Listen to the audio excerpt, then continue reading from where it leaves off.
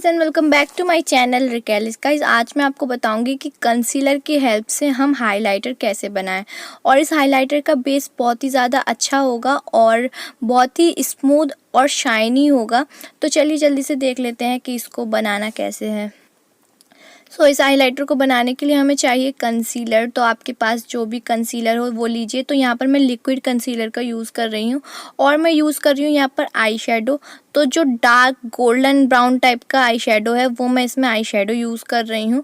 आप चाहें तो शिमर भी ऐड कर सकते हैं। गाइस ज़्यादातर हमने देखा है कि हम जब हाइलाइटर यूज़ करते हैं तो वो अच्छी तरीके से हमारे फेस पर नहीं लग पाता, मतलब या तो उसमें बड़े बड़े पार्टिकल्स होते हैं या फिर कोई और प्रॉब्लम। और अगर हम लिक्विड हाइलाइटर यूज़ करते हैं तो वो कुछ लोग यूज़ नहीं कर पाते, बह जाता है वो।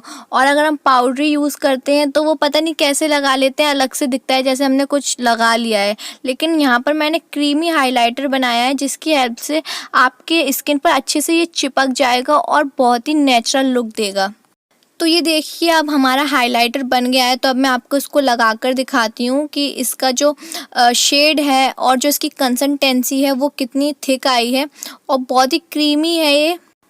और ये जो हम क्रीमी हाइलाइटर यूज़ करते हैं उसको लगाने में भी आसानी होती है, इसको हर कोई आसानी से यूज़ कर सकता है। लेकिन जो पाउडरी और लिक्विडी हाइलाइटर होते हैं उनको लगाने में थोड़ी प्रॉब्लम क्रिएट होती है।